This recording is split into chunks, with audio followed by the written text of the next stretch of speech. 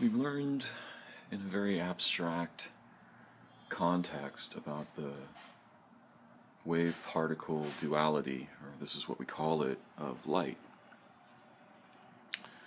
And so we've learned, stated very clumsily, that when we're trying to determine whether light is, that's an important word there, a wave phenomenon or a particle phenomenon, we kind of get both answers. And we don't yet deeply understand why this is with light. And, there are metaphysical ideas that this has to do with the imposition of consciousness upon matter. And there are more rigorous ideas that have to do with the relationship between observation and phenomenon. But there's something I think we are missing about this, and it's metaphoric, so it's not easily necessarily proven in a mathematical abstract context that we could value as rigorous, yet it's true. And it's not metaphysical. It has to do with the nature of how we relate with language, consciousness, and identity. So, for example, in a specific context such as modern American justice, when we determine what happened, who did it, why, we have a bunch of purposes and frameworks that we impose on identity intentionally. And these purposes and frameworks have two specific strange qualities. They want to fix values, relationships, and identities through analysis in frozen forms to determine in a frozen way, quote, what, quote, happened, unquote, and quote, who, did what to whom or didn't, and this sort of thing, unquote. These contexts do not examine themselves very well. They don't notice that they might be producing these phenomenon. And they don't, in other words, they don't examine the way we approach things or why we are approaching them as an aspect of how we see them. They're purposed backwards to freeze identity for purposes of comparison in the past. That is a way of collapsing a wave. And it's a specific purpose. The purpose causes us to collapse the wave in a specific way. The wave of what might have been, who might have been who, what might have been what actions were doings, what were contextual, what were cultural, what were the real identities. So if we decide to go back and learn them for the purposes of prosecution, we're going to freeze them. So we're going to go backwards to freeze things, preserve those things forward, and demand that they retain the identities we've painted on them. So you can see how that's a kind of a collapse from wave, but of course there's another way to do it, which is to collapse the identities for different purposes, including the purpose of improving that process, for the best possible outcome, which would identify the sources of these signals in behavior in people, and not merely freeze them with local roles of responsibility or victimhood, which is insane. It can't be true. So we could have like a wave-like forward progressing approach that derives identity and meaning not from the purposes of prosecution, but of progress. And so that means that identities aren't solid, values aren't solid.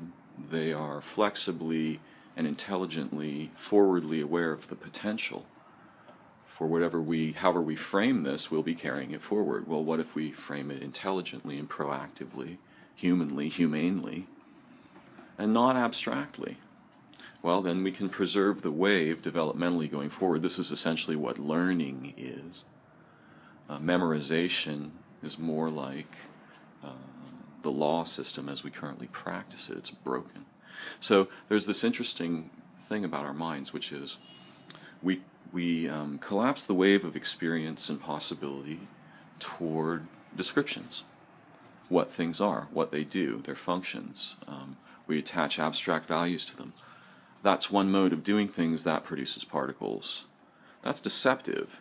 The actual nature of reality is that the intelligence is in the process of where, why, and how we might collapse these things differently, more intelligently, with awareness of the process, with awareness of the impact of our purposes on that process, so that at each step, from what is everything to what is something to what are these things in this context, we're moving intelligently forward, and we're collapsing as we go along, never sticking to a solid nucleation. So we have intelligent semi-nuclear forward progress rather than unintelligent, forced, permanent nucleated description of previous events.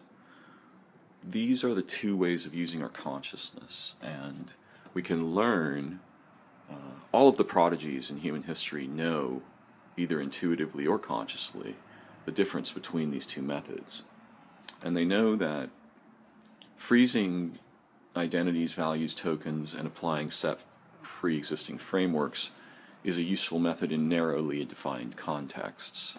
As an arbiter of reality or identity in human beings or relationships, it's catastrophic. It does not work. It's not like us. It's not like reality. It is like our fictions.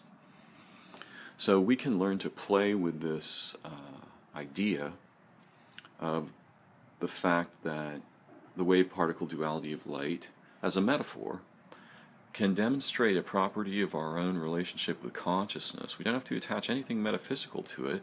How do we know what a tree is? We're determining what a tree is according to a set of purposes and how we bring frameworks of identity and value to that question. Most of us don't do that. The tree is a very basically frozen lexical element. We, quote, know, unquote, what a tree is.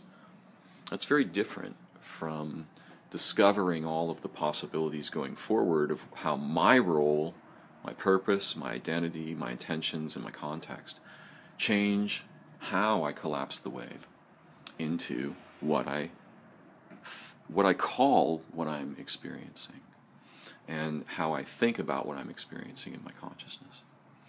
This process is fascinating and deep, and in fact all of the quote-unquote mystical traditions depend fundamentally upon reacquiring a conscious awareness of how purpose, intention, and choice of framework determine our relationships with identity, qualities, values, ethics, morals, and even purposes, because some purposes destroy our purposes in the same way that they destroy our ability to intelligently and actively participate in these processes, rather than simply receiving the results of frozen frameworks set up in other places for abstract reasons that actually have little to do with intelligence and a lot to do with tyranny.